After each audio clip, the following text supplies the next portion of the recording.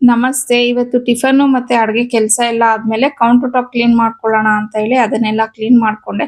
ಆಮೇಲೆ ಇನ್ನ fridge deep clean ಮಾಡಿ ಸುಮಾರು ದಿನ ಆಗಿತ್ತು. ಸರಿ ಇವತ್ತು ಡೀಪ್ ಕ್ಲೀನ್ ಮಾಡೋಣ ಅಂತ ಹೇಳಿ ಅನ್ಕೊಂಡೆ.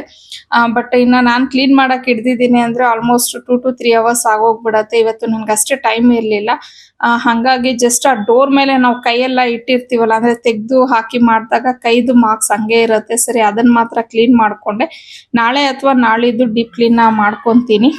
ಸೊ ಇನ್ನ ಇದೆಲ್ಲ ಆದ್ಮೇಲೆ ಒಂದ್ ಫಂಕ್ಷನ್ಗೆ ಹೋಗ್ಬೇಕಿತ್ತು ಅಂತ ಹೇಳಿ ರೆಡಿ ಆಗ್ತಿದ್ದೆ. ಇನ್ನ ನಾನು ನಾರ್ಮಲಿ ಸಿಂಪಲ್ ಆಗೇನೆ ಮೇಕಪ್ ಮಾಡ್ಕೊಳ್ಳೋದು. ಸರಿ ಇವತ್ತು ಒಂದು ಎಕ್ಸ್ಪೆರಿಮೆಂಟ್ ಮಾಡೋಣ ಅನ್ಬಿಟ್ಟು ಲೆಫ್ಟ್ ಸೈಡ್ ನಾರ್ಮಲ್ ಒಂದು ಕ್ರೀಮ್ ನ ಅಪ್ಲೈ ಮಾಡ್ಕೊಂಡೆ.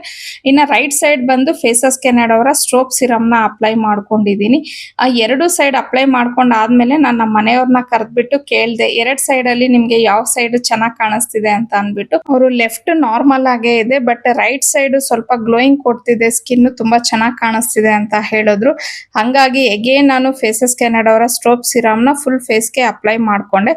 ಇದರಲ್ಲಿ 10% ನಿಯಾಸಿನಮೈಡ್ ಇದೆ, ಹಾಗೇನೆ SPF 30 ಸಹ ಇದೆ. ಬೇಗನೆ ಅಬ್ಸರ್ವ್ ಆಗುತ್ತೆ, ಹಾಗೆ ಡಾರ್ಕ್ ಸ್ಪಾಟ್ಸ್ ನು ಕವರ್ ಸಹ ಮಾಡುತ್ತೆ. ಇದ್ರ ಜೊತೆಗೆ ನಾನು ಫೇಸಸ್ ಕೆನಡಾ ಅವರ ಸ್ಟ್ರೋಪ್ CC ಟಿಂಟ್ ಕ್ರೀಮ್ ನ ಯೂಸ್ ಮಾಡ್ತಿದ್ದೀನಿ. ಇದು 5-in-1 ಕ್ರೀಮ್ ಅಂತಾನು ಹೇಳ್ಬೋದು. ಇದರಲ್ಲಿ moisturiser, serum, primer, CC tint cream ಹಾಗೆ ಸ್ಟ್ರೋಪ್ ಕ್ರೀಮ್ ಸಹ ಇನ್ಕ್ಲೂಡ್ ಆಗಿರುತ್ತೆ. ಇದು ಇನ್ಸ್ಟೆಂಟ್ ಆಗಿ ನಮ್ಮ ಸ್ಕಿನ್ ಗೆ ಗ್ಲೋನು ಸಹ ಕೊಡುತ್ತೆ. ಇನ್ನ ಫೈನಲ್ ಆಗಿ ಫೇಸಸ್ ಕೆನಡಾ ಅವರ ಕಾಂಪಿ ವಾವ್ ಮ್ಯಾಟ್ ಲಿಪ್ಸ್ಟಿಕ್ ನ ಅಪ್ಲೈ ಮಾಡ್ಕೊಂತಾ ಇದ್ದೀನಿ. ಇದಂತೂ one of my favourite shade. Regular ಆಗಿ ನಾನು ಈ ಲಿಪ್ಸ್ಟಿಕ್ ನ ಯೂಸ್ ಮಾಡ್ತೀನಿ. ಇದು ಪುಟ್ ಪ್ರೂಫ್ ಆಗಿರುತ್ತೆ, ಟ್ರಾನ್ಸ್ಫರ್ ಪ್ರೂಫ್, ಹಾಗೇನೆ ಬಜೆಟ್ ಫ್ರೆಂಡ್ಲಿ ಇರುತ್ತೆ, ಮತ್ತೆ ಲಾಂಗ್ ಲಾಸ್ಟಿಂಗ್ ಆಗು ಸಹ ಇರುತ್ತೆ. ಸೊ ಸಿಂಪಲ್ ಆಗಿ ಜಸ್ಟ್ 3 ಪ್ರಾಡಕ್ಟ್ಸ್ ಇಂದ ಇವತ್ತು ನನ್ನ ಮೇಕಪ್ ನ ನಾನು ಕಂಪ್ಲೀಟ್ ಮಾಡ್ಕೊಂಡೆ. ಎಷ್ಟು ನ್ಯಾಚುರಲ್ ಆಗಿ ಕಾಣಿಸ್ತಿದೆ ಅಲ್ವಾ. ಇದು ಆಯಿಲ್ನು ಇಲ್ಲ, ಹಾಗೆ ಗ್ಲಿಟರಿನೂ ಇಲ್ಲ, ಜಸ್ಟ್ ಸ್ಟ್ರೋಪ್ ಗ್ಲೋ ಫೇಸ್ ಆಗಿರತ್ತೆ. ಹಾಗೆ ಇನ್ನು ಇವತ್ತು ನಾನು ಯೂಸ್ ಮಾಡಿರೋಂಥ ಪ್ರಾಡಕ್ಟ್ಸ್ ನ ನೀವು QR ಕೋಡ್ ನ ಸ್ಕ್ಯಾನ್ ಮಾಡಿ ಪರ್ಚೇಸ್ ಮಾಡ್ಕೋಬಹುದು.